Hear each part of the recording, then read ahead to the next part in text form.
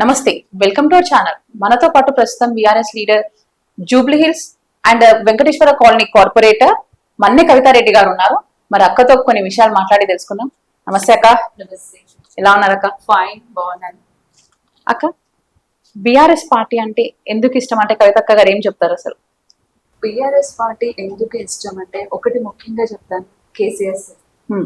Because of KCR sir. KCR sir ఒకటి మన తెలంగాణ రాష్ట్రాన్ని తీసుకొచ్చారు. ముందుగా తెలంగాణ రాష్ట్రాన్ని ప్రత్యేకంగా తీసుకొచ్చి తెలంగాణ రాష్ట్రానికి మన తెలంగాణ పేరు తీసుకొచ్చి అందులో తెలంగాణ పార్టీ ప్రాణాలకి తెగించి మరి మన రాష్ట్రాన్ని మనకి ఆంధ్ర ఏపీలో ఉన్నప్పటి నుంచి వేరియేషన్స్ చూసుకుని మనకంటే ఒక గుర్తింపు తీసుకొచ్చినందుకు అందుకని నాకు కేసీఆర్ సార్ అంటే చాలా ఇష్టం. It's like head of the family ఎలా ఉంటారు అంత అటాచ్మెంట్ కేసీఆర్ సార్ నుంచి మాకంత ఫ్యామిలీ నుంచి మాకంత ఆ అటాచ్మెంట్ ఉన్న ఫీల్ మాకు ఉంటుంది. కాబట్టి జస్ట్ కేసీఆర్ సార్ వల్ల పార్టీ అంటే చాలా ఇష్టం. ప్రత్యేకంగా రాష్ట్రాన్ని తీసుకొచ్చారు. మొట్టమొదటి ముఖ్యమంత్రి కేసీఆర్ సార్.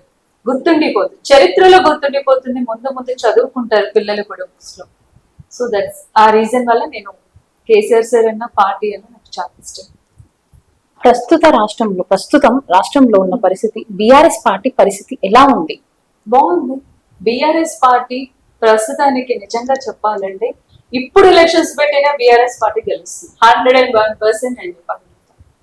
బీఆర్ఎస్ పార్టీ నిజంగా మళ్ళీ ఎప్పుడు ఎలక్షన్స్ వస్తాయా, మళ్ళీ కేసీఆర్ సార్ని ఎప్పుడు గెలిపించుకొని పార్టీ తెచ్చుకుంటామా అనేది ప్రతి ఒక్కరు ఎదురు చూస్తా ఉన్నారు. ఎక్కడ పోయినా ఎవరు ఎక్కడికి వెళ్ళినా ఎవరితో కలిసినా, ఈ బస్సులో కలిసినా, ఇక్కడ ఈ ఆఫీస్ లో కలిసినా, ఎవరిని కలిసినా ఒకటే చెప్తాను, వచ్చే గవర్నమెంట్ పక్కా మళ్ళీ బీఆర్ఎస్ గవర్నమెంట్ వస్తే నో డౌట్ అని చెప్పిన. అంటే ఎక్కడైతే కోల్పోయామో వాళ్ళ ఒక విలువలు తెలుసుకున్నారు. అందుకనే చెప్తా ఉంటారు ఒకటే మాట, బీఆర్ఎస్ బట్ ఖచ్చితంగా 100% నేను బదాయించి చెప్పగలుగుతాను. చాలా చేస్తున్నారు సార్, చాలా వర్క్స్ చేస్తున్నారు, చాలా స్కీమ్స్ తీసుకొచ్చారు, మంచి మంచి స్కీమ్స్ తీసుకొచ్చారు. కాబట్టి ప్రజలు అది గుర్తుండి ఉండిపోయింది. సార్ అన్ని మంచి పనులు చేశారని చెప్తున్నారు. 101%. అయితే మరి ఓడిపోవడానికి గల కారణం ఏంటి అసలు? ఓడిపోవడానికి గల కారణాలు ఒకటి మీకు చెప్పగలుగుతాను. కొంతమంది మార్పు కావాలనేసి చాలా మంది ఆలోచించుకుంటారు. అంటే రెగ్యులర్ గా ఉండే వాళ్ళకంటే కొత్త కూడా కొంచెం మార్పు కావాలని కొంతమంది కోరుకున్న వాళ్ళు ఉన్నారు. కానీ మీరు గమనించి ఉండాలి, హైదరాబాద్ సిటీలో మొత్తం బీఆర్ఎస్. మీరు కార్పొరేటర్స్ నుంచి ఆలోచించుకున్న, ఎమ్మెల్యేస్ దగ్గర నుంచి ఆలోచించుకున్న క్లీన్ స్వీప్ బీఆర్ఎస్. డిస్ట్రిక్ట్స్ లో ఏంటంటే మార్పు కావాలా, ఏదో రేవంత్ రెడ్డి ఊహాగానాల్లో మాటలు ఇది చేస్తా అది చేస్తా ఇది తీసుకొస్తా అని చెప్తా ఉంటే ఆ మాయ మాటల్లో పడి సరే కొత్తగా చూద్దాం ఇంకేం మార్పు తీసుకొస్తాడా అనేసి పబ్లిక్ మాయలో పడేసి మోసపోయారు వాళ్ళు. అందుకే ఎన్నో మాటలు చెప్పారు, ఎన్నెన్నో డైలాగులు చెప్పుకుంటూ వచ్చారు. ఇది అది అనుకుంటా రేవంత్ రెడ్డి గారు బోల్డ్ అని మాటలు చెప్పారు. ఇప్పుడు అదే ప్రజలు బాధపడుతున్నారు. మేము అనవసరంగా గవర్నమెంట్ ని, కాంగ్రెస్ గవర్నమెంట్ ఎన్నుకున్నాము, రేవంత్ రెడ్డిని అనవసరంగా మేము గెలిపించి మేము బాధపడుతున్నాం, మాది తప్పు జరిగిపోయింది, వచ్చే ఎలక్షన్స్ ఎప్పుడు పెట్టినా పక్కా మళ్ళీ మేము కేసీఆర్ అనే గెలిపించుకుంటాము అనే వాళ్ళకి ఈ రోజు ఆ డిఫరెన్స్ తెలిసింది. అందుకనే నేను చెప్పగలుగుతాను, ఖచ్చితంగా బీఆర్ఎస్ ఇస్తుంది. ఎమ్మెల్సీ కవితక్క గారు కొత్త పార్టీ పెట్టబోతున్నారని ప్రచారం జరుగుతుంది, దానిపై మీ అభిప్రాయం? మీకు ఇంకో విషయం చెప్పాలి, ఎమ్మెల్సీ కవితక్క గారు కొత్త పార్టీ అనేది పెట్టబోతున్నారంటే ఈ పార్టీకి ఎప్పుడో పెట్టేవారు. ఇక్కడ కల్వకుంట్ల కుటుంబం ఒకటి మాత్రం చెప్తాను, కేసీఆర్ సార్ పెంపకం, కేసీఆర్ సార్ బిడ్డలు ఇద్దరు కూడా ఎప్పుడు సార్ని మించి సార్ని కాదని అలాంటి ఆలోచనలు కూడా రావనేసి నా ఆలోచన. తెలిసిన విషయం, జరుగుతున్న విషయం, మీకు కూడా తెలిసిన విషయం. కవితక్క పార్టీ పెట్టబోతున్నారంటే ఈ పార్టీకి పెట్టేవాళ్ళు. కానీ మీరు ఒకటి గమనించి ఉండాలి, జాగృతి తరపు నుంచి కవితక్క పెట్టారు. జాగృతి కొత్త కాదే, పార్టీ మన బీఆర్ఎస్ పార్టీ గవర్నమెంట్ ఫామ్ అవ్వకముందు జాగృతి పెట్టుకుంటూ వచ్చారు. జాగృతి తరపు నుంచి బతుకమ్మని సెలబ్రేషన్స్ స్టార్ట్ చేశారు. జాగృతి నుంచి ప్రత్యేకంగా టీమ్ ని తయారు చేశారు. దానికంటే ఒక గుర్తింపును తీసుకొచ్చింది కవితక్క. ఈ రోజు తెలంగాణ రాష్ట్రాని కోసం కేసీఆర్ సార్ మన రాష్ట్రానికి కావాలని ఎంతైతే పోరాడారో అదే విధంగా ఈ రోజు ప్రతి ఒక్క ఆడబిడ్డ బతుకమ్మని ఎత్తుకొని బతుకమ్మ ఆడుతున్నారంటే దట్ బికాస్ ఆఫ్ కవితక్క. అంటారు చాలా మంది, కవితక్క అది ఈ మాటలు ఆ మాటలు అంటారు. వాస్తవానికి జాగృతి స్టార్ట్ అయినాకనే మన తెలంగాణలో బతుకమ్మ ప్రతి ఆడబిడ్డ ఆడడం మొదలు పెట్టారు. ఇది వాస్తవం, ఇది అందరూ ఒప్పుకోవాల్సిందే.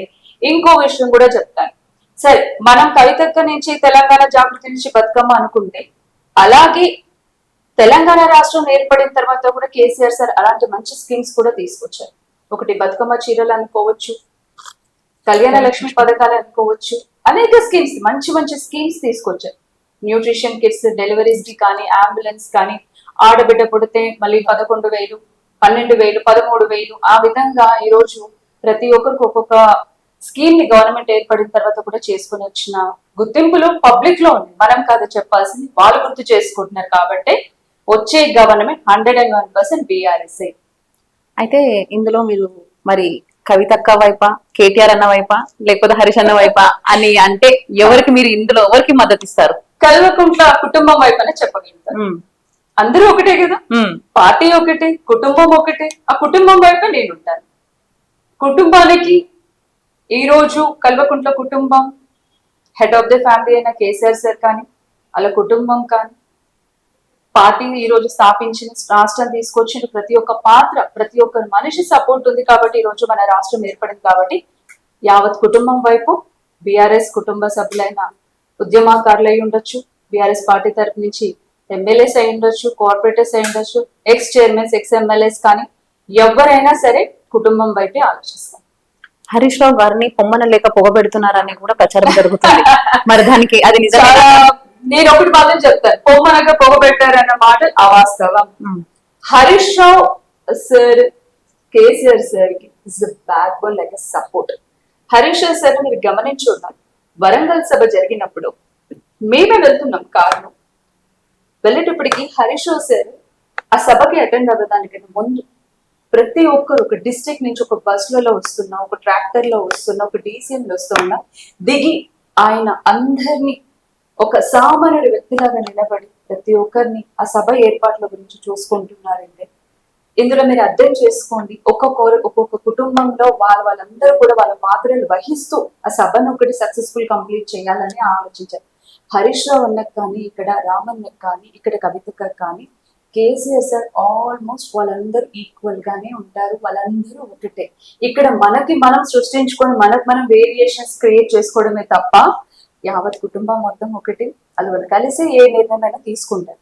త్వరలో బీఆర్ఎస్ పార్టీ ముక్కలు కాబోతుందని, అది హరీష్ రావు గారు కావచ్చు లేదా కవితక్క కావచ్చు అని కాంగ్రెస్ కానీ బీజేపీ నాయకులు అంటున్నారు. మరి అది ఎంతవరకు నిజం అంటారు? మీకు ఒక విషయం చెప్తాను. ఎట్లా సోషల్ మీడియాలో ఎవరు ఎట్లా వైరల్ అవ్వాలా, ఎట్లా సోషల్ మీడియా నన్ను ఎట్లా గుర్తిస్తారు, ఎట్లా సోషల్ మీడియాలో ఏ పోస్టులు పెడితే ఏ పార్టీకి గుర్తింపు వస్తారా అని పోస్టులు వేసుకుంటూ కూర్చుంటారు. అది వాస్తవం.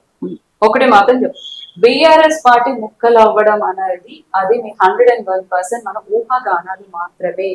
బీఆర్ఎస్ పార్టీ ఎప్పటికీ కాదు, అది కలిసి కట్టుగా నడుస్తుంది. కేసీఆర్ సార్ మన రాష్ట్రం తీసుకొచ్చాక దాన్ని కాపాడుకొని ఆ ఆనవాళ్ళతో అలా వెళ్ళాలి అన్న విధంగా అందరూ కలిసి కట్టుగా వెళ్తున్నారు తప్ప దాన్ని ఏదో విధంగా క్రియేట్ చేసి సో ఈ విధంగా వెళ్ళిపోతే హరీష్ రావు ఇంకో బీజేపీలోకి, కవితకు ఇంకో పార్టీలోకి వెళ్ళిపోతే, ఏదో కవితకు ఇంకొంతమంది ఎమ్మెల్యేలు తీసుకొస్తే మినిస్ట్రీ పోస్ట్ ఇస్తామనే మాటలు చెప్పుకుంటూ వస్తా ఉన్నారు నిజంగా. కానీ అవన్నీ మనకి మనం సృష్టించుకుంటున్నాం. మీరు గమనించి ఉండాలి, కవితక్క పెట్టిన ప్రతి పోస్ట్ ఏదైతే బీజేపీ పెట్టుంటుందో, కాంగ్రెస్ పెట్టిన పోస్ట్ కి కవితక్క ప్రతి దానికి ఫేక్, వాస్తవాలు ఏంటి అవాస్తవాలు ఏంటి, తన ఫేక్ అనే దాని మీద ఇప్పుడు ఇమీడియట్ గా తను రెస్పాండ్ అవుతాను. కవితకు తన పర్సనల్ గానే రెస్పాండ్ అవుతాను. దీన్ని బట్టి మీరు అర్థం చేసుకున్నారా, ఏదో ఒక ఊహాగానాలు ఏదో ఒకటి క్రియేటివిటీ చేయడం అది కామన్. ఈ రోజుల్లో ప్రతి ఒక్క చేతిలో మొబైల్ అని ఎవరు పడితే వాళ్ళు చేస్తూనే ఉన్నారు. కానీ బీఆర్ఎస్ పార్టీ ముక్కలయ్యే అవకాశం లేదు. అది మాత్రం నేను 101% చెప్తున్నాను. వచ్చేది కూడా కలిసి కట్టుగా అందరూ కలిసి మళ్ళీ పని చేస్తాము, పార్టీకి సేవలు చేస్తాము, మళ్ళీ మన గవర్నమెంట్ మనం తెచ్చుకుంటాం. ఇల్కతుర్తి సభ ముందు, సభ తర్వాత కూడా కేసీఆర్ గారు బయటికి రావడం లేదు. అంటే రేవంత్ రెడ్డి గారిని చూసి భయపడుతున్నారా అని అంటున్నారు. రేవంత్ రెడ్డి గారిని చూసి భయపడాల్సినంత అవసరం కేసీఆర్ సార్కి లేదు. ఎందుకంటే కేసీఆర్ సార్ రేవంత్ రెడ్డి గారికి ఒకటే మాట నేను చెప్తాను. రేవంత్ రెడ్డి గారికి హరీష్ రావు అన్న, కేటీఆర్ అన్న సరిపోతారు. నాకు తెలిసి కేటీఆర్ అన్న చాలు, హరీష్ రావు అన్న కూడా ఏం పర్లేదు, కేటీఆర్ అన్న చాలు. మీరు గమనించవచ్చు, మీరు చూస్తుంటారు అసెంబ్లీలోనే వాస్తవాలు ఎన్ని మాట్లాడినా వాటికి ఆన్సర్స్ కూడా వాళ్ళ దగ్గర లేదు. IT minister Sridhar Babu sir మీకు చెప్పడం మర్చిపోయాను, కోమటిరెడ్డి వెంకటరెడ్డి హరీష్ రావు అని ఒక్కొక్క పథకం గురించి దాని గురించి డీటెయిల్స్ గా క్వశ్చన్స్ అడుగుతూ ఉంటారు. వాళ్ళ దగ్గర సరైన సమాధానాలు ఇవ్వండి. మీరు అసెంబ్లీలో గమనించండి, సరైన సమాధానాలు లేవు వాళ్ళ దగ్గర. అంటే దీన్ని బట్టి వాళ్ళు సబ్జెక్ట్ ఎంతవరకు డెప్త్ గా ఉన్నారు, వాళ్ళు చేసిన పథకాలు ఏంటి, వాళ్ళు చేసిన పనులు ఏంటి అని ఈ రోజు అదే హరీష్ రావు అన్న నోరు విప్పి అడిగిన దానికి ఒక్కదానికి సమాధానం, సరైన దానికి సమాధానం లేదు. ఒకటే మాట నేను సూటిగా రేవంత్ రెడ్డి గారిని అడుగుతున్నాను, మరి అదే రైతు బీమా అన్నారు, అదే రైతు బంధు అన్నారు, ఇదిగో వేస్తున్నా అదిగో వేస్తున్నాను అని చెప్పుకుంటూ వచ్చారు. మరి పార్టీ ఏర్పడక ముందు, గవర్నమెంట్ ఫామ్ అవ్వక ముందు ఎన్నో చేస్తాను, నేను ఎన్నో మాటలు చెప్పి ఈ గుడి మీద, అమ్మవారి గుడి మీద, యాదగిరి గుట్ట మీద కూడా ఒట్లు వేసిన రోజులు ఉన్నాయి. మరి ఆ ఒట్లన్నీ ఇక్కడ పోయినట్టు నేను ఒకటే సూటిగా రేవంత్ రెడ్డి గారికి ప్రశ్నిస్తున్నాను. అదే హరీష్ రావు అన్నాడు కదా, ప్రతి గుడి మీద నువ్వు ఒట్టేసుకుంటూ వచ్చినా దానికి పాపం తగులుతుంది అన్నట్టు. ఆయన కూడా అన్ని గుళ్ళు, ప్రతి గుళ్ళోకి తిరిగాడు కదా, వాటికి సమాధానం ఏది లేదు. నువ్వు హరీష్ రావు కేటీఆర్ గారికి సమాధానం చెప్తారు, ఇంకా కేసీఆర్ సార్ వరకు ఎందుకు అని నేను సూటిగా ప్రశ్నిస్తా ఉన్నాను. ఆయన కాదు, హరీష్ అన్న కేటీఆర్ అన్న సరిపోతారు ఆయన వరకు. కేసీఆర్ సార్ కనుక వస్తే మీరే గమనించి ఉండాలి, కాళేశ్వరం మీదకి విఆర్పి భవన్ దగ్గరికి వచ్చినప్పటికీ కేసీఆర్ సార్ వస్తే నిజంగా ఆయన్ని ప్రెసెంట్ సీఎం అనుకున్నారు. ఎంత జనాలు, ఎంత పబ్లిక్ అంటే నిజంగా ఏంటి అసలు అన్నట్టుగా పబ్లిక్ అందరూ చూస్తా ఉన్నారు కేసీఆర్ సార్ ని. ఇస్ అ టైగర్ అన్నట్టుగానే ప్రతి ఒక్కరు. గవర్నమెంట్ మళ్ళీ బిఆర్ఎస్ అయినా గులాబీమయంలా చేసేసారంటే మీరు అర్థం చేసుకోండి. సో రేవంత్ రెడ్డి గారికి ఒకటే చెప్తాను, హరీష్ రావు అన్న కేటీఆర్ అన్న సరిపోతారు. ఆంధ్రాలో షర్మిల జగన్ మాదిరిగా తెలంగాణలో కవితక్క కేటీఆర్ గారిలా మారబోతున్నారు అని ప్రచారం చేస్తున్నారు. ఓకే, అయితే దీనికి పోలిక కరెక్టే అంటారా? ఇది మీరు పోల్చడం, ఆలోచించడం అనేది 101% రాంగ్ అని చెప్తాను, సూటిగా చెప్తున్నాను. ఎందుకు అనుకుంటే కవితక్క గురించి కానీ కేటీఆర్ అన్న గురించి మీరు ఆలోచిస్తున్న విషయం ఏదైతే ఉందో ఇక్కడ నేను ఒకటే చెప్పగలుగుతాను. ఇక్కడ కేసీఆర్ సార్ బిడ్డ కల్వకుంట్ల కుటుంబం, ఆయన పెంపకం, వాళ్ళు కలిసి ఉన్నారు. మీరు ఇంకో విషయం కూడా గమనించాలి, రామన్న అక్క వెళ్ళినప్పటికీ ఢిల్లీకి వెళ్ళి తీసుకురావడం, వాళ్ళ ఆప్యాయత, వాళ్ళ అనుబంధం, వాళ్ళకున్న కుటుంబం, వాళ్ళ అఫెక్షన్, రిలేషన్ గమనించి అంత ఇదిగా ఉన్న పిల్లలు, సార్ పిల్లలు ఎంత అఫెక్షనేట్ గా ఉన్నారు అంటే ఈరోజు ఇద్దరు కలిసి వేరు వేరు పార్టీలు పెట్టే ఆలోచన కూడా రాదు. అది జస్ట్ ఒక క్రియేటివిటీ అని మాత్రం నేను చెప్పగలుగుతాను. మీరు గమనించుంటారు, తను కవితకు ఒకటే మాట చెప్పారు, Jagruthi, KCR sir is my father, is the head of the family, పార్టీకి ఆయన మించి ఏది ఉండదు, ఆయన తర్వాతనే ఏదన్నట్టుగా గాడ్ ఫాదర్ లాగానే ఈరోజు కవిత కన్నా ట్రీట్ చేశారు. జాగృతిని ముందుగా ఎలా ఉందో దాన్నే స్ట్రాంగ్ గా ఇంకా స్ట్రెంథన్ చేయడానికి ట్రై చేస్తా ఉన్నారు. అలాగే కవితక్క కూడా మీరు గమనించి ఉండాలి, ఫామ్ హౌస్ కూడా వెళ్ళారు, సార్ ని కలిశారు. సో మీరే చూస్తూ ఉన్నారు, ఒక పక్కన ఏమంటారు వేరే పార్టీ పెడుతున్నారు అంటారు, ఇంకో పక్కన కుటుంబానికి వ్యతిరేకత అంటారు. మరి ఈ రోజు ఫామ్ హౌస్ కి వెళ్ళి సార్ అయితే కలిసింది. ఇవన్నీ క్రియేటివిటీ అని మాత్రం నేను చెప్పగలుగుతాను. బీజేపీ వాళ్ళు లిక్కర్ కేసుతో బెదిరించి కవితక్కతో ఇలా చేయిస్తున్నారని సోషల్ మీడియాలో ప్రచారం చేయిస్తున్నారు. దానిపై మీ అభిప్రాయం ఏంటి? మీకు ఇంకో విషయం చెప్పాలి. యాక్చువల్లీ మేము జిహెచ్ఎంసీ కౌన్సిల్ మీటింగ్ వెళ్తాం. అక్కడ ఏమవుతుంది అంటే ఎంఐఎం ఉంటారు, బీజేపీ, బీఆర్ఎస్, కాంగ్రెస్ ఉంటారు. ఈ బీజేపీ వాళ్ళు ఏం చేస్తారు, ఉట్టికి ఏదో ఒకటి హైప్ లేవాలా, హైప్ అవ్వాలా. ఆ హైప్ అవ్వాలంటే ఏదో ఒకటి వైరల్ చేయాలి. అది నిజమా, అబద్ధమా, వాస్తవమా, అవాస్తవమా అనేది కూడా వాళ్ళ నాలెడ్జ్ లో ఉంటారు. ఏదో ఒకటి ఏదో ఒకటి వైరల్ అవ్వాలి, ఏదో ఒకటి టీవీలో కనిపించాలన్న వాళ్ళ లెక్కగా చూస్తారు. సో అలా ఏదో ఒక క్రియేటివిటీ, ఎంఐఎం అంటారు, ఎంఐఎం కాంగ్రెస్ అని ఏదో ప్యాంప్లెట్ తీసుకొచ్చి దాన్ని ఏదో పోస్టర్ లెక్క చూపిస్తా ఉంటారు. సో ఈ బీజేపీ వాళ్ళకి ఏం పని చేయాలా, ఏం చేయాలా అన్నట్టుగా ఏదో ఒకటి క్రియేటివిటీ తీసుకురావాలి, ఏదో క్రియేట్ చేస్తూ ఉంటారు అనేది మాత్రమే నేను చెప్పగలుగుతాను తప్ప సో పార్టీ విషయాలు వేరు పార్టీలు పెడతారు చేస్తారు అనేది అయితే కాదు. నా లెక్క ఆలోచన అయితే అట్లాంటి ఆలోచన కూడా రాదు, కానివ్వను కూడా. బీఆర్ఎస్ లో గెలిచి చాలా మంది కాంగ్రెస్ లో చేరారు. అది మీ ఇక్కడ మేయర్ నుంచి మొదలు పెడితే ఎమ్మెల్యేలు, కొంతమంది మాజీ మంత్రులు కూడా వెళ్ళారు. అయితే అలా చేరడం అనేది కరెక్టేనా? నేను ఒక విషయం చెప్తాను, ముందుగా బీఆర్ఎస్ లో గెలిచి కాంగ్రెస్ లో వెళ్ళడం అనేది 101% రాంగ్ అని చెప్తాను. అది ఎవరైనా ఉంటుంది.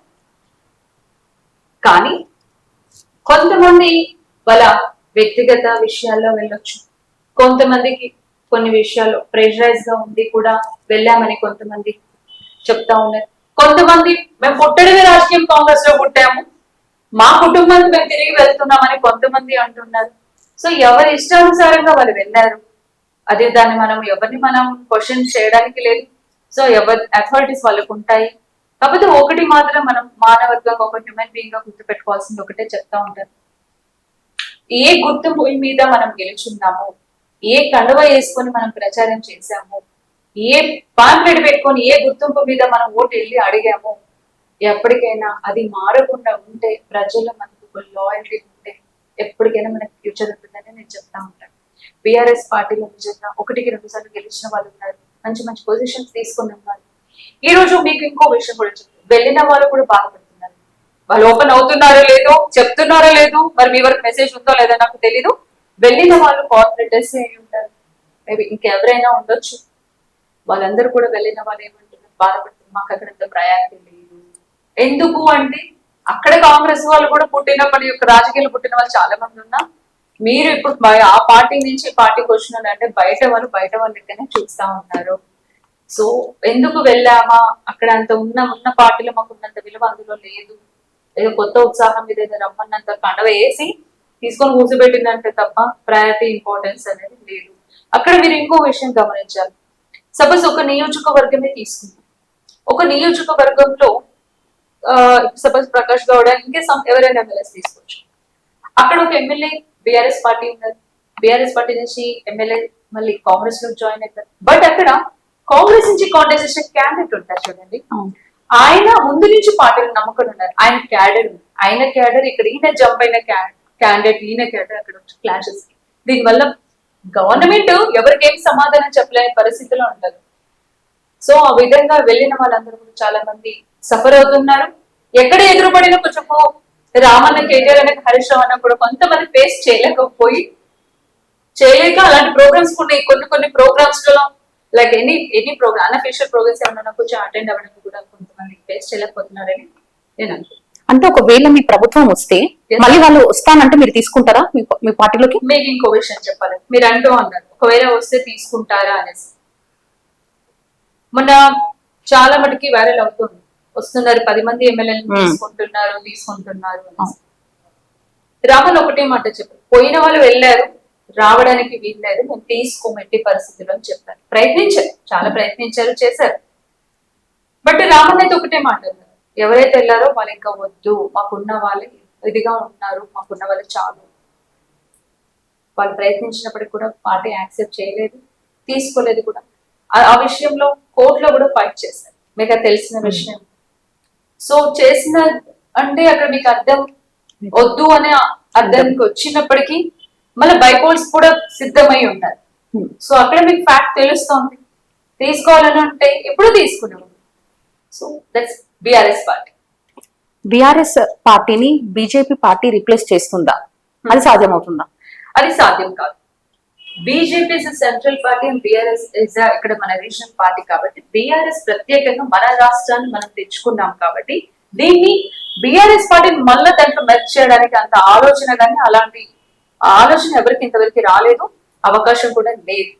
బీఆర్ఎస్ ఇస్ రీజనల్ పార్టీ అలాగే ఉండాలి. మన ఇండివిజువాలిటీ దాన్ని డెవలప్ చేసుకుంటూ వెళ్ళాలి. గతంలో 10 సంవత్సరాలు లీడ్ చేసిన బీఆర్ఎస్ పార్టీ ఎలాగుందో ఇప్పుడు కూడా they want to continue still 10 or 15 years. అంతే తప్ప దీంట్లో మ్యాచ్ చేయాలని, ఎందులో మ్యాచ్ చేయాలనే ఆలోచన అయితే బీఆర్ఎస్ పార్టీకి అలాంటి ఆలోచన లేదు. బీఆర్ఎస్ బీజేపీ ఒకటే అనే వాళ్ళకు మీ సమాధానం? బీఆర్ఎస్ బీజేపీ ఒకటే అనే సమాధానం ఒకటి మాత్రం నేను చెప్పగలుగుతాను.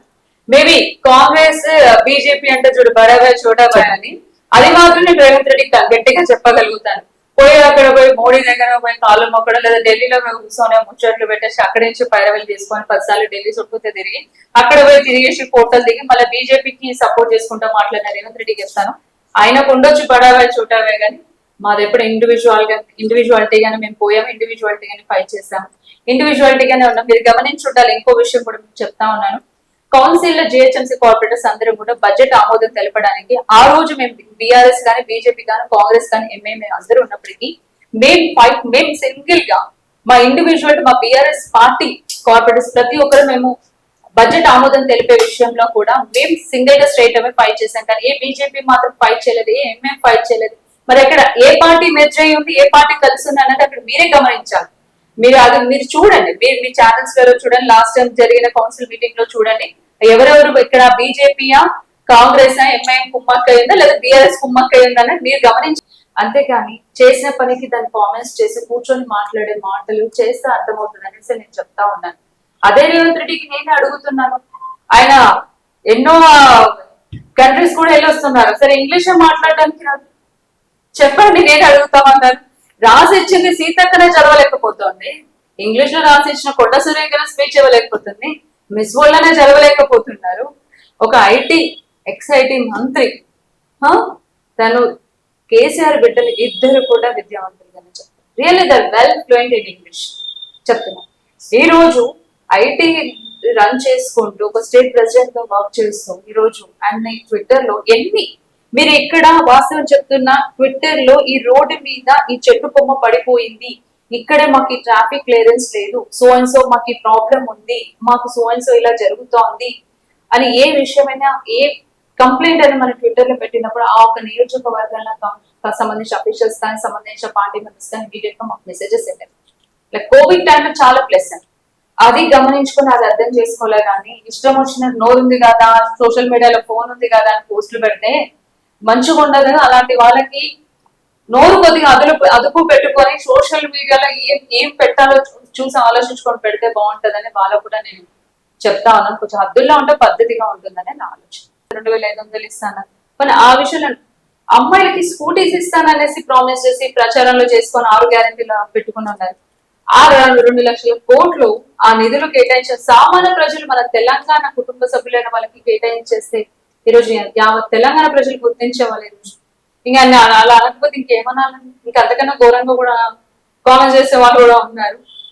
ఇక నన్ను ఏమనుకున్నా పర్లేదు, నా దగ్గర అయితే డబ్బులు లేవు, నేను ఏం చేయాలో నన్ను చేతులు ఎత్తేసి మొండిగా ఇదైపోయారు తప్ప డెవలప్మెంట్స్ అంటూ ఏమీ లేవు. ఇంకో విషయం మీకు వాస్తవాన్ని చెప్పాలనుకుంటే, కాంగ్రెస్ గవర్నమెంట్ లో ప్రతి ఒక్క క్యాబినెట్ మినిస్టర్ ఉండొచ్చు, రేవంత్ రెడ్డి గారు ఉండొచ్చు, వాళ్ళకి అండర్స్టాండింగ్ లేదు. మా కుటుంబము కల్వకుంట్ల కుటుంబం కేటీఆర్ కోసం కవిత గురించి మాట్లాడుతూ ఉన్నారు కదా, ఇప్పుడు నేను చెప్తున్నాను వాళ్ళకి అండర్స్టాండింగ్ లేదు. మీరు గమనించండి, మీరు కొన్ని వీడియో క్లిప్స్ చూడండి, రేవంత్ రెడ్డి గారు వస్తున్నారని కలిసి ఐటీ శ్రీధర్ బాబు లేగట్లేదు, కోమటి రెడ్డి గారు లేగట్లేదు, అక్కడి నుంచి బట్టి గారు లేగట్లేదు. మరి ఆయన Revanth Reddy garu is a CM, minimum CM హోదాకైనా మీరు రెస్పెక్ట్ ఇవ్వాలా, వాళ్ళే ఆయన వస్తే కనీసం మినిమం రెస్పెక్ట్ ఇవ్వడం లేదు. బాధితులలో వాళ్ళకి అండర్స్టాండింగ్ లేదు. కాంగ్రెస్ గవర్నమెంట్ లో క్యాబినెట్ మినిస్టర్స్ అందరికీ నేను ఓపెన్ గా వాళ్ళ గురించి మీకు చెప్తున్నాను. ఒకటే, క్యాబినెట్ మినిస్టర్ ఎంతసేపు వాళ్ళకి ఫైలు చేసుకున్నామా, వాళ్ళకి కావాల్సిన పనులు అవుతున్నాయా లేదా, రెవెన్యూ ల్యాండ్ ని ప్రైవేట్ పరంగా చేసుకుని వాళ్ళ స్థలాల విషయంలో ఏవైతే ఉన్నాయో వాటి మీద ఫోకస్ చేయడం. ఇంక విషయం మీకు చెప్పాను, రేవంత్ రెడ్డి తమ్ముళ్ళు ఇంకా వాళ్ళైతే చెప్పొద్దు, కొండలరెడ్డి తిరుపతి రెడ్డి సీఎం తర్వాత సీఎం కాన్వాయ్ అన్నకుండాలో వాళ్ళ తమ్ముడుకుందా లేకపోతే ఇంట్లో 2 సీఎంలు ఉన్నారా అనేది ఇక క్యాబినెట్ మినిస్టర్ వాళ్ళకి కుమ్మక్కాయ చెప్పుకోలేకపోతే బయటకు వస్తలేదు, అది వాళ్ళకి లోపల నడుస్తుంది. రేవంత్ రెడ్డి కుంటే వాళ్ళ తమ్ముడికి కాన్వాయ్ ఉంటుంది, is a CM, is a CM. కానీ మరి రేవంత్ రెడ్డి తమ్ముడు is not a cabinet minister, but cabinet minister protocol ఇవ్వడం ఏంటి, కొన్ని స్కూల్స్ లో అఫీషియల్స్ ఆయనకంత రెస్పాండ్ అవ్వాల్సినంత అవసరం ఏంటి, స్కూల్స్ కి వెళ్ళినప్పుడు పిల్లలకి ప్రోటోకాల్ ఒక ఎమ్మెల్యేకి ఇవ్వాల్సిన దానికన్నా మించి ఆయనకంత ప్రోటోకాల్ ఫాలో అవ్వడం ఎందుకు? Is not a MLC or not MLA, is just CM brother, అంతకు మించి మరి ఎందుకు అంత ప్రయారిటీ ఇవ్వాల్సినంత అవసరం ఏంటి? మరి కల్వకుంట్ల కుటుంబాన్ని అంటున్నారు కదా, మరి రేవంత్ రెడ్డి కుటుంబం ఏం చేస్తారు? వాళ్ళ కుమ్మక్కై ఇప్పుడు నాకు తెలిసి మీకు ఇంకో విషయం కూడా చెప్పాలి, హోమ్ మరి విద్యాశాఖ మంత్రి ఇంకా వాళ్ళ కుటుంబాలకు ఇస్తారా? నేను సూటిగా క్వశ్చన్ చేస్తా ఉన్నాను. మరి ఇంతవరకు ఎడ్యుకేషన్ మినిస్టర్ ఎందుకు ఇవ్వలేదు? సూటి ప్రశ్న. ఇంతవరకు హోమ్ శాఖ ఎందుకు ఇవ్వలేదు? దాదాపు గవర్నమెంట్ ఫామ్ అయి రెండు సంవత్సరాలు పూర్తి వస్తాం, ఇప్పటిదాకా విద్యాశాఖ ఇవ్వకపోవడం కారణం ఏంటి? మరి ఇంతవరకు గురుకుల పాఠశాలలు ఉన్నాయి, మరి ఇంతవరకు గవర్నమెంట్ స్కూల్స్ ఉన్నాయి, మరి గవర్నమెంట్ స్కూల్ కానీ గురుకుల పాఠశాలలో విద్యాశాఖ దగ్గర నుంచి విద్యా సమస్యలు ఏమైనా ఉంటే ఎవరి చెంతకి చేరాలి? రేవంత్ రెడ్డి అంటే యావత్ తెలంగాణకు తిరుగుతారు, మరి ఇలాంటి సమస్యలు ఉన్నప్పుడు ఎవరిని చేరుకోవాలి, ఎవరి దగ్గరికి వెళ్ళాలి? అది నా సూటి ప్రశ్న. మేబీ రేవంత్ రెడ్డి వాళ్ళ తమ్ముడికి ఎమ్మెల్సీ ఎడ్యుకేషన్ ఇచ్చే ఆలోచన ఉన్నారేమో, మాకు కూడా కొద్దిగా అప్డేట్ వస్తుంది. నేను కూడా అదే మీకు క్వశ్చన్ చేస్తాను. మా దగ్గర మా కుటుంబంలో కల్వకుంట్ల కుటుంబంలో గాసిప్స్ అంటారు కదా, వాళ్ళ కుటుంబంలో చూడండి ఫస్ట్, ఎందుకంటే గవర్నమెంట్ వాళ్ళది కాబట్టి మరి ఎందుకు ఇవ్వడం లేదనేది ఒక సూటి ప్రశ్న. ఇప్పటికే చాలా డిలే చేశారు. మా బిఆర్ఎస్ గవర్నమెంట్ లో 10 ఏళ్ళు పరిపాలించిన రేవంత్ రెడ్డి మన కేసీఆర్ సార్ ఎలా అయితే ఆయన ప్రమాణ స్వీకారం చేశారో క్యాబినెట్ సెక్రటరీ అందరికి ఇవ్వడం జరిగింది వాస్తవం. బట్ ఇప్పుడు దాకా ఇవ్వకపోవడానికి కారణాలు ఏంటి? మరి ఏం పైరవేలు జరుగుతున్నాయి? సూటి ప్రశ్న. అది వాళ్ళు గమనించుకోవాలి. మినిస్ట్రీలు ఎవరు వచ్చినా వాళ్ళ స్వార్థంగా వాళ్ళ పనులు వాళ్ళ ఫైల్ మూవ్ ఆన్ చేసుకోవడమే. కొండ సురేఖ కావచ్చు, ఐడి శ్రీధర్ బాబు కావచ్చు, ఇంకా అనేక మంది మనం చెప్పొద్దు, కానీ చాలా మంది వాళ్ళ వాళ్ళ పనులను, ముఖ్యంగా అయితే రేవంత్ రెడ్డి తమ్ముళ్ళు, రేవంత్ రెడ్డి గారి తమ్ముళ్ళే మొత్తం పైరవీలు చేస్తా ఉన్నారు. మీకు ఇంకో విషయం కూడా చెప్తున్నాను. రేవంత్ రెడ్డి తమ్ముళ్ళు వాళ్ళ ఇంటి ముందు దాదాపు పొద్దున్న లేసి 50 నుంచి 100, 150 మంది ముందు ఉంటారు. ఫైల్స్, మాకు ఈ ఫైల్ చేయాలి, ఆ ఫైల్. ఏ మినిస్ట్రీ దగ్గర కూడా ఉంటారండి అంత జనాలు రేవంత్ రెడ్డి గారి తమ్ముళ్ళ దగ్గర ఉంటున్నారు. అన్ని పైరవీలు జరుగుతుంది. గవర్నమెంట్ తెచ్చింది దేని? ప్రజలు ఎన్నుకున్నది ఎందుకు? ఒక డెవలప్మెంట్ విషయమా? లేదు, వాళ్ళు డెవలప్ అవ్వడానికి. అది వాళ్ళు గమనించుకొని వాళ్ళు డెవలప్మెంట్ చేసే ఆలోచనలో ఉండాలి తప్ప మేము డెవలప్ అయిన ఆలోచనలో ఉంటే యావత్ తెలంగాణ రాష్ట్రం, అందుకే అంటారు బీఆర్ఎస్ పార్టీ కోసం మళ్ళీ కేసెస్ అని ఎందుకు గెలిపించుకోవాలనేది ఇందుకనే చెప్తా ఉన్నాను. కేసీఆర్ గారని ముక్కను మొలవనియ్యను అని రేవంత్ రెడ్డి గారు చాలా ప్రసంగాల్లో అన్నారు. అయితే అది ఎంతవరకు అది సాధ్యం అవుతుందా? ఆయన జ్ఞాపకాలన్నీ తీసేస్తాను చేస్తాను అని చెప్తా ఉన్నారు. మొక్కను కూడా మొలవని అని, ఇవన్నీ ఆయన జ్ఞాపకాలు చిరస్థాయిగా ఉండిపోతారు. యావత్ తెలంగాణలో ఏం చేశాము అంటే చెప్పుకోదగ్గ డెవలప్మెంట్ వస్తుంది. యాదాద్రి ఎంత బాగా చేశారు. యాదాద్రి ముందు ఉన్న దానికి ఇప్పుడు ఉన్న దానికి ఎంత డెవలప్మెంట్. ఈ రోజు అదే రేవంత్ రెడ్డి గారి కుటుంబం వెళ్ళేసి ఆయన చూస్తున్నారండి. మొత్తం మీరు చూడండి, ఆ క్లిప్స్ చూడండి. రేవంత్ రెడ్డి గారు వాళ్ళ కుటుంబ సభ్యులతో ఏదో ఒక కార్యక్రమానికి చేసినప్పటికీ యాదాద్రి టెంపుల్ చూసుకొని ఆయన మనసులో మీకు బయట చెప్పలేకపోతున్నారేమో కానీ లోపలైతే బాగా కట్టారనేసి అనుకుంటున్నారని నేను అనుకుంటున్నాను. సో అలాంటి చిరస్థాయిగా ఉండిపోయే గుర్తింపులు ఆయన ఈ రోజు కట్టి చూపించారు. ఈ రేపటి రోజు మన హిస్టారికల్ ప్లేస్ అనేది ఒకటి మనకి ఎక్కడైనా ఏమైనా కావాలన్నా హైదరాబాద్ మనం చూపించవచ్చు వాట్ ఇస్ తెలంగాణ. సో ఆ విధంగా ఇంకోటి కేటీఆర్ అండ్ ఐటీ మినిస్ట్రీగా ఉన్నప్పుడు కూడా మీరు ఎన్నో టీ హబ్ మీరు చూసారు. సో ఎన్నో డెవలప్మెంట్స్ చేసుకుంటూ వచ్చారు. సో ఎన్నో సాఫ్ట్వేర్ కంపెనీస్ కూడా తీసుకొచ్చారు, ఎంతో డెవలప్ అయింది. ఈ రోజు అలాంటి ఐటీ మినిస్ట్రీ మళ్ళీ మాకు రావాలనేసి ఆలోచిస్తాం. So that kind of development హ్యాడెన్ in Telangana state actually. So అందుకని ఆయన మొక్క మొలవడం కాదండి, మరి మర్రి చెట్టు ఎప్పుడో పాతుకుపోయింది. ఆయన ఇప్పుడు ఏం చేయలేడు. ఇప్పుడు ఇంకొక 2 సంవత్సరాలు అయిపోయిందంటే ఆయన మళ్ళా మా గవర్నమెంట్ మా హవానే నడుస్తారు. అందులో ఎటువంటి డౌట్ లేదు. మీరు వస్తానంటే నాతో పాటు రండి, మన పబ్లిక్ లో వెళ్దాము. రేపు మీరు ఎవరికి ఓట్ వేస్తారు? గవర్నమెంట్ కేసీఆర్ సార్ కి మన బిఆర్ఎస్ పార్టీ నుంచి వేస్తారా, లేకపోతే మన కాంగ్రెస్ గవర్నమెంట్ నుంచి రేవంత్ రెడ్డి గారికి వేస్తారని ప్రజలు మనమే వెళ్దాం. వాళ్ళే సమాధానం చెప్తారు. What had done the Congress government, what had been done by the BRS government, difference అనేది తెలిసిపోతాం.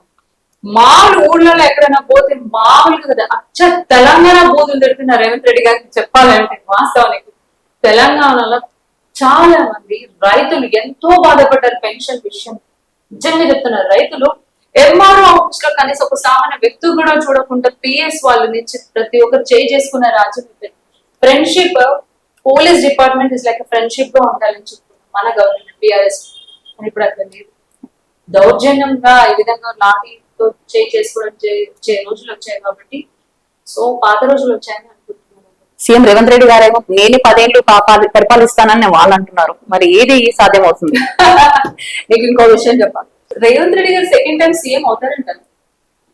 అసలు వాళ్ళ దాంట్లో క్యాబినెట్ మినిస్టర్ బోర్డు ఎంతమంది పాతుకుపోయి ఉన్నారు.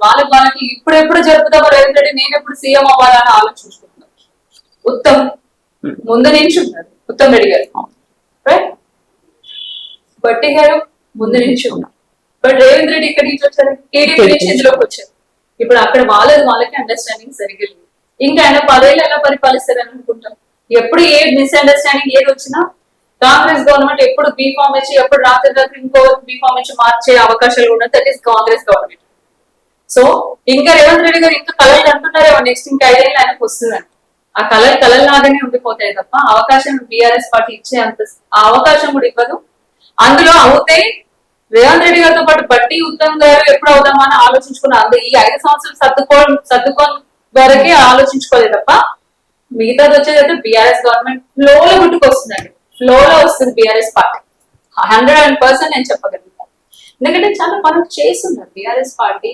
చాలా అనేక పథకాలు తీసుకొచ్చారు, పబ్లిక్ ఇచ్చేసారు. ఎందుకంటే మీకు ఒక మాసం క్రితం గొప్ప చెప్తున్నాను, ఏదో బీఆర్ఎస్ పార్టీ మా పార్టీ కాబట్టి మా పార్టీకి నేను ఏదో చెప్పాలని చెప్తున్నానని కాదు.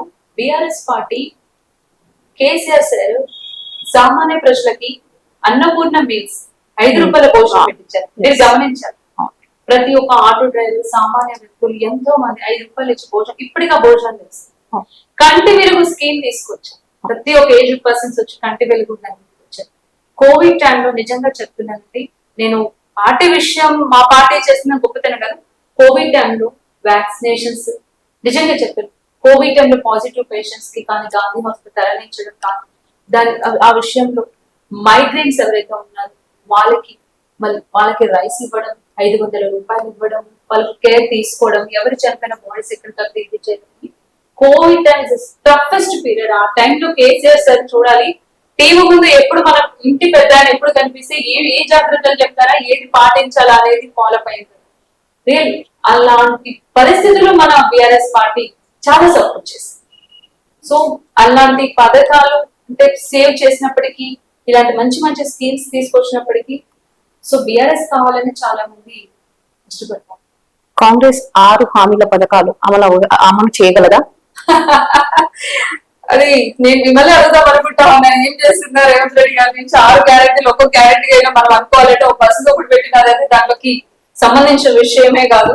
గృహలక్ష్మి అన్నారు, ఇంద్రమ్మ ఇల్లు అన్నారు, ఒకటి తులం బంగారం మరి మరి చెక్కుతో పాటు మరి తులం బంగారం అయితే ఇవ్వలేదు.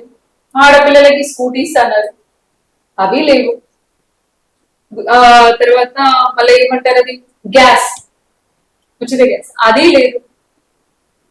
రేషన్ కార్డ్స్ అంటున్నారు. కొంతమంది, చాలా మంది పబ్లిక్ ని ఎంత ఇదిగా చేస్తా ఉన్నారంటే పాపం, నిజంగా చెప్తున్నాను.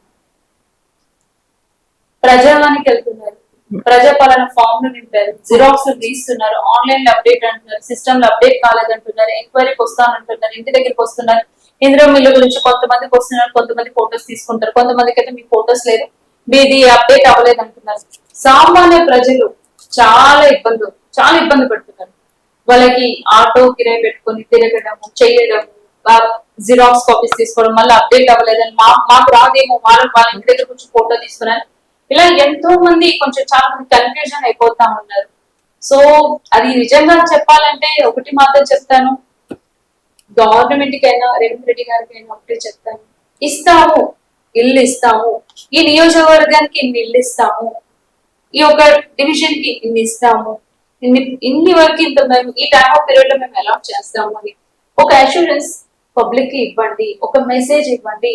సామాన్య ప్రజలు 150-200 రూపాయలు పెట్టి ఆటోలలో తెలిసి తెలియక ఆఫీసర్ దగ్గరికి వెళ్ళి మోసపోయి వాళ్ళకు డబ్బులు ఇచ్చి వీళ్ళకి డబ్బులు ఇచ్చి ఆ ఫామ్ లో జిరాక్స్ తీసుకొని ఆ క్యూలలో నిలబడి చిన్నపిల్లలు తీసుకొని ఇబ్బందులు పడి మళ్ళీ తీరా వచ్చి ఎంక్వైరీకి వచ్చేసి ఆ ఫోటోస్ ఎవరు తీసుకుంటున్నారని చెప్పేసి కొంతమందికి వచ్చి కొంతమందికి రాక చాలా ఇబ్బందులు పాలవుతున్నారు. అలాంటి సామాన్య ప్రజలకి మరి ఎంతో మంది ఆయనని గవర్నమెంట్ ఈరోజు ఎన్నుకొని పబ్లిక్ అందరూ కూడా యావత్ తెలంగాణని మరి ఆయన ఎన్నుకున్నారు కాబట్టి, ఒక స్థానంలో ఒక సీఎం పదవిలో కూర్చోబెట్టారు కాబట్టి, సామాన్య ప్రజల కోసం వాళ్ళకి కావాల్సిన అవసరాలు ఏంటి అనేది, ముఖ్యమైన అవసరాలు ఏంటి అనేది తీర్చితే వాళ్ళు ఎప్పటికీ గుర్తించుకుంటారు. కాబట్టి ఆ వచ్చిన అవకాశాన్ని రేవంత్ రెడ్డి గారు పోగొట్టుకోకుండా కావాల్సిన పనులు చేసి పెడితే చాలు అనేసి నేను అనుకుంటా ఉన్నాను.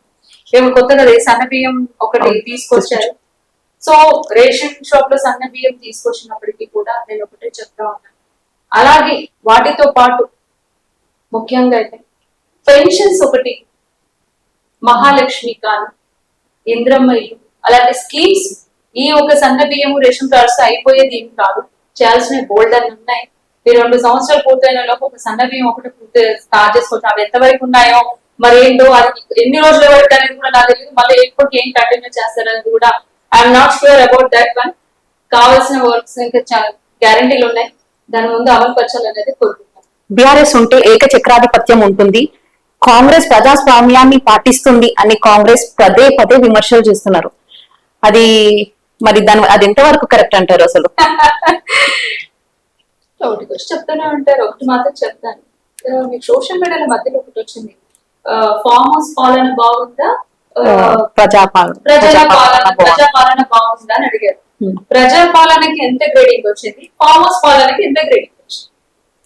చాలా మంది ఏం చెప్పారు, మా ఫామ్ హౌస్ పాలన బాగుందని చెప్పారు. ఇంకా మీకు అక్కడ తెలిసిపోతుందని ఇంకా నేను చెప్పాల్సిన అవసరం లేదు. అక్కడ ఏకచక్రమైన ఒక మాట మీకు చెప్తాను. కాంగ్రెస్ పార్టీ ప్రజాపాలన అయినా ఒక మాట చెప్తాను. ఏకచక్రమైన is head of the family KCR sir. మన కుటుంబ సభ్యులైనా పెద్దవాళ్ళు ఏదైనా ఒకటి మాట చెప్పినా అందరం దాన్ని పాటిస్తాం. ఒక సిస్టమేటిక్ గా పోతుంది. కేసీఆర్ సార్ వచ్చారంటే ఈ రోజు మా ఇంటి పెద్ద మనిషి వచ్చినట్టు ప్రతి ఒక్కరు లేసి మనం ఒక గౌరవం, ఒక రెస్పెక్ట్, ఒక మాట, ఆ మాటను మేము అనుసరిస్తూ మేము దాన్ని ఫాలో అవుతాం. సిస్టమేటిక్ గా ఈ ప్రజాపాలన అంటే నిజంగా అందరు మినిస్టర్ నాకు నేనే సీఎం అనుకుంటున్నాను. నాకు నేనే సీఎం, ఆయన నాకు సీఎం, నాకు నేను సీఎం, ఆయన సీఎం, ఆయన తీసుకొచ్చారు, ఆయన ముందు వచ్చాను, టీవీలో నుంచి వచ్చి నేను ముందు నుంచి ఏ పార్టీలు ఉన్నా వాళ్ళకి కుమ్మది. ఇది ప్రజాపాలన. ఫామ్ హౌస్ పాలన అంటే is head of the family మా కేసీఆర్ సార్. ఏకచక్ర పాలన ఇస్ వాస్తవం, అదే బాగుంది, పబ్లిక్ అదే యాక్సెప్ట్ చేస్తున్నారని చెప్పగలుగుతాను. బీఆర్ఎస్ పార్టీ ఇప్పుడు తెలంగాణను తప్ప పక్క రాష్ట్రాలను పట్టించుకునే పరిస్థితుల్లో లేదు. అయితే దేశ రాజకీయాలను ఏలాలని కేసీఆర్ గారి కలగానే మిగిలిపోనుందా? నేను ఒకటి మాత్రం మీకు చెప్తా ఉన్నాను. యాక్చువల్లీ బీఆర్ఎస్ గవర్నమెంట్ అంటే యాక్చువల్ నేషనల్ కి మనం తీసుకున్నప్పటికీ కూడా ఇప్పుడు మనకున్నది ఇక్కడ స్టేట్ లెవెల్లో ఫస్ట్ ఆఫ్ ఆల్ మన స్టేట్ గవర్నమెంట్ ఫామ్ అవ్వలేనప్పటికీ మిగతా స్టేట్స్ లో కూడా ఎవరైతే అనుచరులు ఉన్నారో బీఆర్ఎస్ పార్టీ ఫామ్ చేసే మెంబర్స్ అంటే మన కేసీఆర్ సార్ తరపు నుంచి అనేక రాష్ట్రాల నుంచి ఉన్న వాళ్ళు కూడా వాళ్ళు రెగ్యులర్ టచ్ లో ఉండడం కానీ, ఆ వర్క్స్ కానీ చేయడం కానీ, డెవలప్మెంట్ విషయంలో కానీ పార్టీని ఎలా ముందుకు తీసుకెళ్లిన ఆలోచన కేసీఆర్ సార్కి ఎప్పుడూ ఉంటుంది. ఎలాగైనా పార్టీని ముందుకి మరి నేషనల్ పార్టీగా తీసుకున్నప్పటికీ ఖచ్చితంగా ముందుకు తీసుకెళ్తారనే నమ్మకం ఉంది, తీసుకెళ్తారు. కాకపోతే ముఖ్యంగా మన స్టేట్ మీద ఫోకస్ చేస్తా ఉన్నారు కాబట్టి మిగతావి కూడా మిగతా రాష్ట్రాల్లో కూడా జరుగుతా ఉన్నాయి. కొన్ని స్టేట్స్ లో కూడా కొన్ని సీట్స్ కూడా గెలుచున్నారు యాక్చువల్లీ. సో ముందుకు తీసుకెళ్తారు, ఖచ్చితంగా తీసుకెళ్లారని ఆలోచన. పార్టీ స్థాపించిన మెంబర్ ఎప్పటికీ మర్చిపోరు. బాధ్యతలు ఏంటి అనేది సార్ దృష్టిలో అన్ని ఉంటాయి. ఎప్పుడు ఏం చేయాలనేది he knows very well.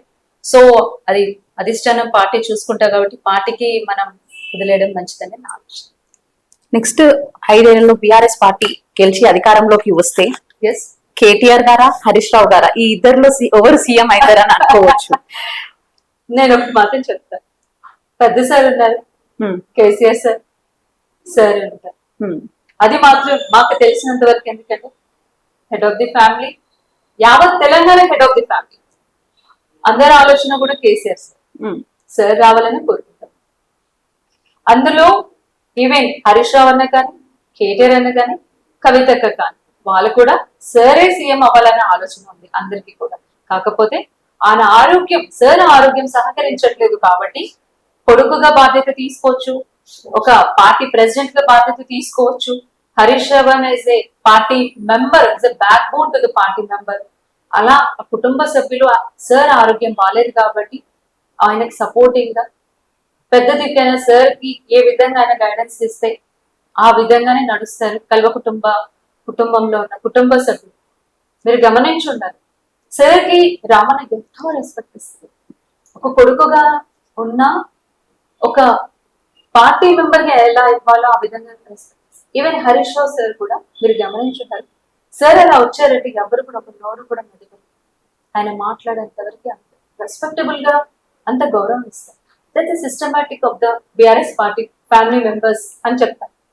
Really నేను అంటే గొప్పగా చెప్తున్నానని కాదు, నిజంగా బీఆర్ఎస్ పార్టీలో నేను ఒకరోజు ఎరవలి ఫార్మర్స్కి వెళ్తాను. మరి ఇంట్లోనే కదా, మరి కేసీఆర్ సార్ రామన్నకి ఫాదరే కదా, బట్ స్టిల్ మేము అందరం అక్కడే ఉన్నాము. నిజంగా కేసీఆర్ సార్ పెంపకం ఇలా ఉంటుందా అనేది నిజంగా నేను రామన్నని చూసేది వెరీ రెస్పెక్టివ్. ఫాదర్ ని చాలా బాగా చూస్తున్నాను.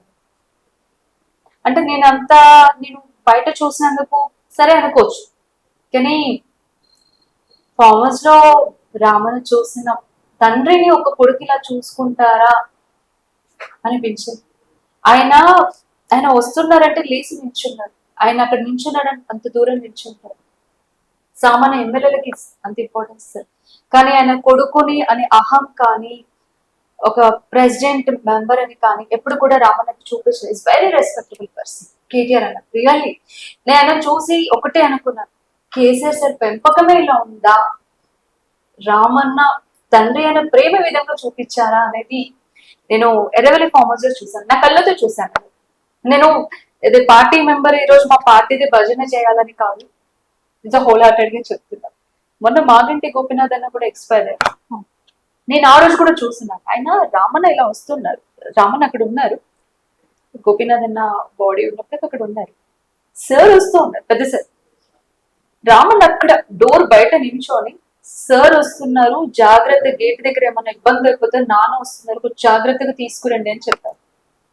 కొడుకు అంటే కొడుకే, నిజంగా సార్ పెంపకం అనుకుంటాను. నేను అందుకే చెప్తున్నాను, కల్వకుంట్ల కుటుంబమే కుటుంబం, వాళ్ళందరూ ఎప్పుడైనా ఒకటే. పార్టీగా కానీ డిఫరెన్షియస్ వేరియేషన్స్ అనేది ఉండవు, అవన్నీ అవాస్తవాలు. సోషల్ మీడియాలో జస్ట్ ఇది వైరల్ గా జరుగుతుంది, వాళ్ళు మనం క్రియేట్ చేసుకొని మనం హైప్ అవ్వాలి అంటే ఏదో ఒక పోస్ట్ వేయాలని మాత్రమే నేను చెప్పగలుగుతాను. ఇది నిజంగా చెప్తున్నా, నేను చూస్తున్నాను. కవితక్క తిహార్ నుంచి వచ్చినప్పటికీ కూడా సార్ ని డైరెక్ట్ వెళ్ళి బ్లెస్సింగ్స్ తీసుకున్నాను ఫాదర్. బట్ ఆ పొజిషన్ కైనా ఒక రెస్పెక్ట్ ఇచ్చింది కవితక్క. ఈరోజు అమ్మని ఒక స్థానం, నిజంగా కవితక్కని రామన్న ఈరోజు తీసుకొచ్చినప్పుడు వాళ్ళ అమ్మ తల్లి కూతురు వర్క్ చేసుకొని వాళ్ళు బాధపడినది, కానీ రామన్న ఒక చెల్లెని చూస్తూ తల్లి బాధని తట్టుకోలేక చెల్లెని తీసుకురావాలి. తండ్రి ఆరోగ్యం, మరి party form, government Congress form అయిపోయి మనం ఆపనప్పుడు తండ్రి ఆరోగ్యం చూసుకుంటూ, చెల్లెల్ని చూసుకుంటూ, తల్లి బాధ, కూతురు అక్కడ ఉండి పిల్లలు, కవితక్క పిల్లలు ఇబ్బంది పడుతున్నారంటే చెల్లెల్ని తీసుకొస్తూ, ఇన్ని కుటుంబ బాధ్యతలు హరీష్ రావు అన్న, నిజంగా కేటీఆర్ అన్న బ్యాలెన్స్ చేసుకుంటూ, నిజంగా హరీష్ రావు అన్న కేటీఆర్ అన్న బావ బామ్మర్దులైనా ఇద్దరు ఒకటే. నిజంగా చెప్తున్నా, ఇద్దరు ఒకటే. ఎక్కడికైనా ఇద్దరు కలిసి పని చేస్తారు. మనం సృష్టించుకొని క్రియేట్ చేసుకున్నాం. ఫ్యాక్ట్, కళ్ళ కుటుంబం కుటుంబం కుటుంబమే. సార్ పెంపకమా బ్లడ్ లో వచ్చిందా, ఇస్ వెల్ నాలెడ్జ్ పర్సన్. ఇలా నోటి మీద సరస్వతి ఉంటుందంట చూడండి, కేసీఆర్ సార్ పిల్లలకి నిజంగా అది ఉంది, అది అదృష్టవంతులనే అనుకుంటాను. That's the Kalvakuntla family. Thank you అక్క, థ్యాంక్ యూ సో మచ్ అడగంగానే ఇంటర్వ్యూ ఇచ్చినందుకు. Thank you.